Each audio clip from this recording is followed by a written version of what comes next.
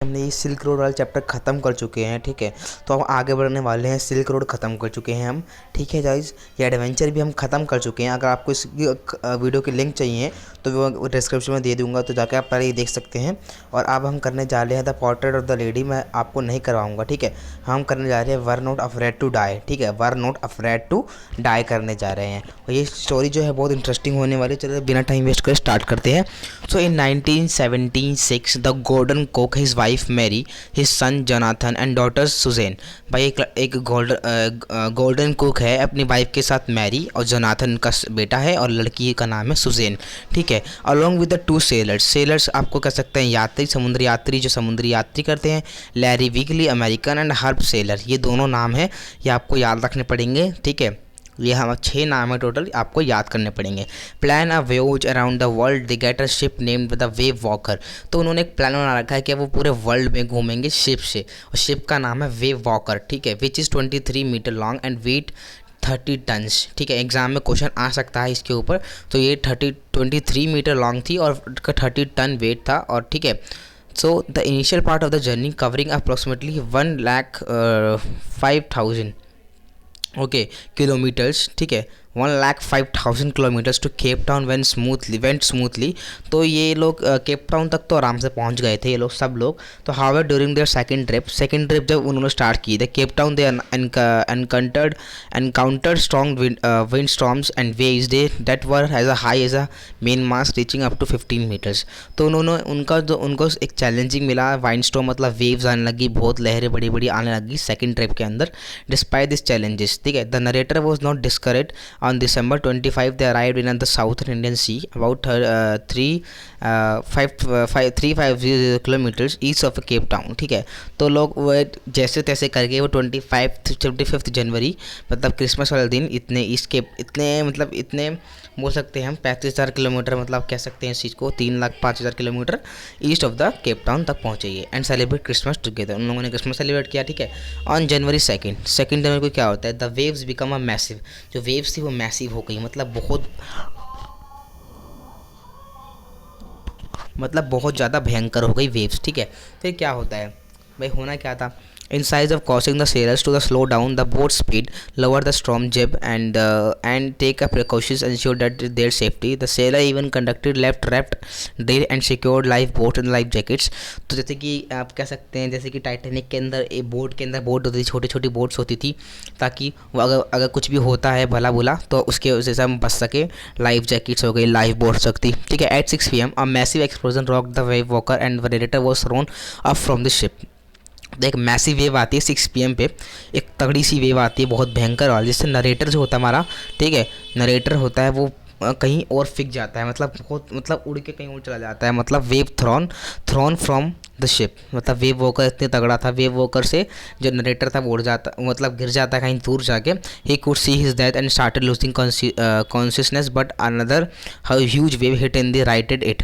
तो उसको जब वो गिरता है नीचे तो उसको लगता है उसको मौत दिखने लग जाती है उसके सामने, ठीक है। उसके सामने उसको मौत दिखने लग जाती है, बेहोश सा होने लग जाता है वो। बट एक वेव और आती है राइट साइड से, जिसके मान ले पहले लेफ्ट साइड वेव आई तो उस तरफ वो उड़ के, मतलब उस तरफ वो चला गया, ठीक है। उसके अगर राइट साइड से आई तो वो वापस मतलब उछल के वहीं पर आ गया, ठीक है। Narrator was thrown back on to the deck, on the deck क्या कह सकते हैं, जहाँ से हम चलाते हैं ना नाव को, शिप को ऑपरेट करते हैं, वही हमारा डेक हो जाता है। Sustained hand and rib injuries from hitting the walls of the wave walker. तो उसको इंजरीज बहुत ज़्यादा हो गई, head injuries, rib injuries. Ribs मतलब हो सकते हैं पसलियाँ वसलियाँ उसकी टूट गई, मतलब इंजरीज बहुत तगड़ी हो गई उसको जब वो गिरा। The walls wave walker despite his injuries the narrator to control of the situation and decide to handle it on his, ठीक है। तो नरेटर ने सारी सिचुएशन को संभाला और जैसे तैसे उसने हैंडल किया डेक को, ठीक है। सो handled on his own. Meanwhile, Larry and Herb started pumping out water from the ship. Despite the challenges, and the Redditor managed to cover the gaps with the canvas, prevent water from entering the ship. तो जैसे कि अब कोई भी ship हो जाएगी, उसके अंदर अगर पानी भरेगा तो वो डूब जाएगी। तो वही हो रहा था, जो वेव्स आ रही थी उसका जो पानी था वो शिप के अंदर जा रहा था, तो जिसके कारण शिप डूब रही थी। तो हमारे जो लैरी एंड हर्ब थे जो उसके साथ आए, तो जो दोनों एक्स्ट्रा आए थे, तो पंपिंग करने लग गए। They started pumping so that they can out their water, okay. So what happened after it, okay, the narrator manage to cover gaps. जो गैप्स हो रखे थे वो जो नरेटर था वो मैनेज कर रहा था, prevent water from entering the ship. The hand jump failed and the working spare electrical pump, और जो मोटर्स वगैरह इलेक्ट्रिक पम्प शॉर्ट सर्किट होने लग गया, मतलब पंप जो हो गए थे हमारे फेल्ड हो गए थे। Fortunately the narrator found a pumping steering repairing and sending the radio signal for a help, ठीक है। Phone the working spare electrical pump, सब कुछ मतलब ख़राब हो गया था। आफ्टर दैट क्या होता है, वो लोग पंपिंग स्टीयरिंग रिपेयरिंग, कोई रिपेयरिंग कर रहा है, कोई छेद भर रहा है, कोई कुछ कर रहा है, तो वही सब करने लग गए थे। कोई रेडियो सिग्नल्स भेज रहा है, क्योंकि अपनी हेल्प के लिए रेडियो सिग्नल्स भेजते हैं। After the checking the charts the narrator realize that the last hopes was the French scientist based on Île Amsterdam Island. तो उनका पूरे समुद्र के अंदर जहाँ वो जो गए थे, ठीक है, मेरे ख्याल से वो इंग्लैंड से चले थे, तो जहाँ से वो चल रहे हैं, तो एक उनको आइसलैंड याद था, मतलब एक वही आइसलैंड था जहाँ वो बच सकते हैं, ठीक है। नाम क्या है, आइला एम्स्टरलैंड, ठीक है। Shue and John were badly injured but they were not afraid. तो उसका श्यू एंड जॉन थे, वो बैडली इंजर्ड हो गए थे, बट वो डर नहीं रहे थे to die, and as long as they were together, जैसे वो साथ थे। She had a swollen had a deep injury but the narrator was the determined to show a courage to his for his children. Finally, they reach El Armstrong and they were greeted to 28 inhabitants of the volcanic island. That आखिरी में वो reach मतलब पहुंच ही गए वो लोग। और story का कंक्लूजन कहा था, सब लोग बच गए, उसके बच्चे भी उसको मोटिवेट कर रहे थे अपने पापा को कि आप कर सकते हो कर सकते हो, सब उसे मोटिवेट कर रहे थे। तो स्टोरी का कंक्लूजन बनता है कि we can say that the sailors collective strength and the never bombing certainly allowed them to survive and avoid the jaws of death. तो सेलर्स की वजह से, जो हमारे यात्री थे उसकी वजह से, जो नरेटर था वो क्या बोल सकते हैं, मौत के मुंह से बाहर निकल गया, ठीक है, जबड़े से, मौत के जबड़े से, जॉज ऑफ द डेथ। तो इंपॉर्टेंट क्वेश्चन हो सकता है इसके अंदर ये, list the steps taken by the captain, क्या क्या स्टेप्स थे, रिपेयरिंग स्टीयरिंग, ये सब हो गया हमारे, ठीक है। ये सारे इसके स्टेप्स हो सकते हैं। सबसे अच्छी बात तो ये हो गई।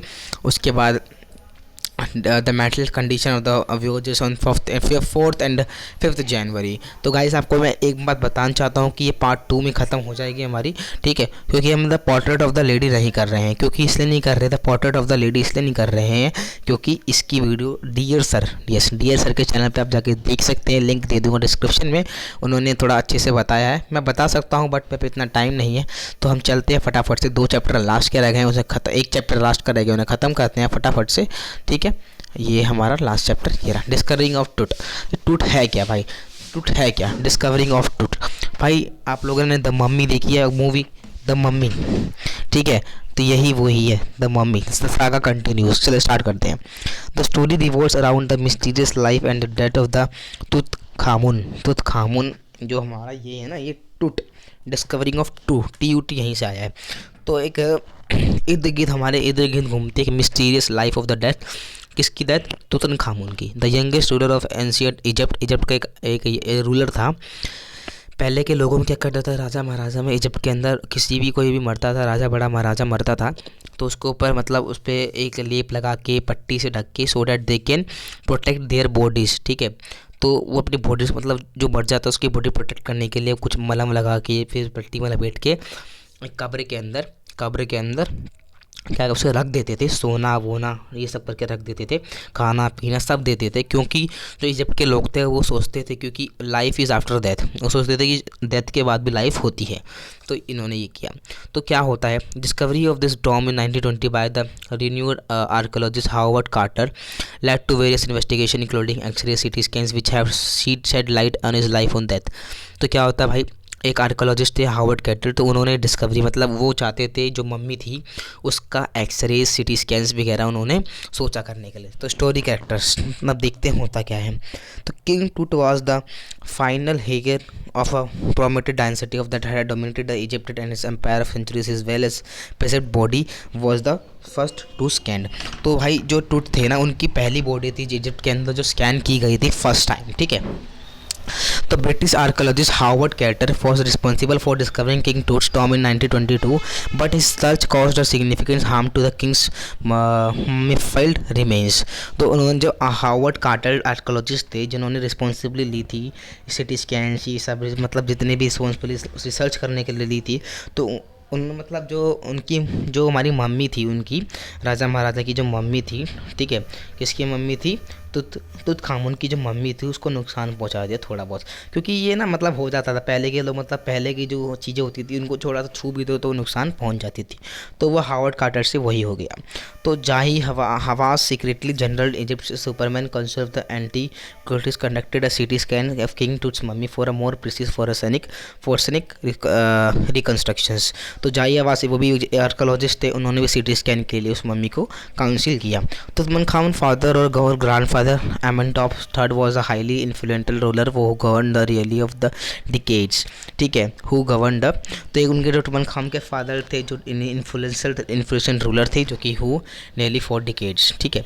तो क्या होता है Amenhotep fifth who changes his name to Akhenaten spark the controversially his the country by the advocating.